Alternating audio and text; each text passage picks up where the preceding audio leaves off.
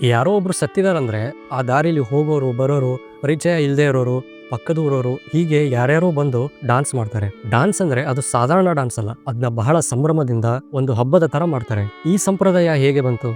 ಸಾವು ಅಂದ್ರೆ ಅಳಲೇಬೇಕು ಅಂತೇನಿಲ್ಲ. ಮನುಷ್ಯ ಚೆನ್ನಾಗಿ ಬದುಕಿ ಸಾಯೋದು ಅನ್ನೋದು ಒಂದು ಒಳ್ಳೆಯ ಹೆಜ್ಜೆ.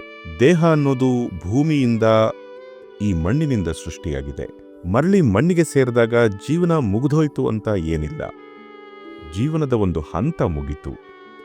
ಈಗ ಸ್ಕೂಲನ್ನು ಬಿಟ್ಟು ಕಾಲೇಜ್ ಸೇರಿದಾಗ ಸಂತೋಷ ಪಡಲ್ವಾ?